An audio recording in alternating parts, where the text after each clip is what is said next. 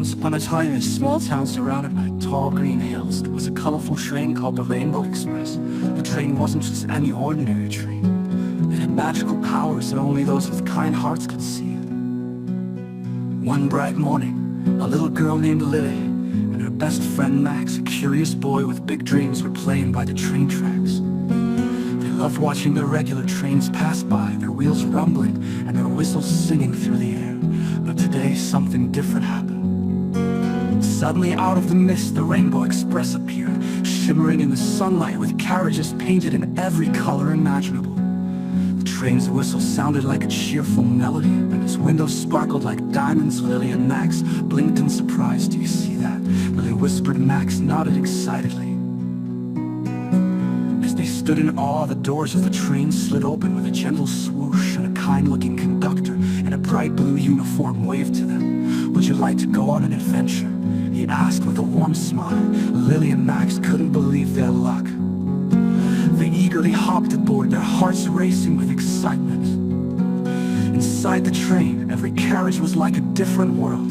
In the first carriage, they found a candy forest where trees grew lollipops and chocolate rivers flowed through the soft grass. The next carriage was a sparkling ocean where dolphins jumped high into the air. Seashells whispered ancient stories. Lily and Max laughed as they dipped their toes into the warm water. But the most magical part of all was the final carriage. It was a place where dreams came to life. The conductor led them to a huge window, and as they looked out, they saw their wildest imaginations coming true. Max saw himself flying a kite as high as the clouds, and Lily saw herself dancing with butterflies in a field of golden flowers. The conductor smiled. "This train doesn't just take you places. It helps you believe in your dreams," he said softly.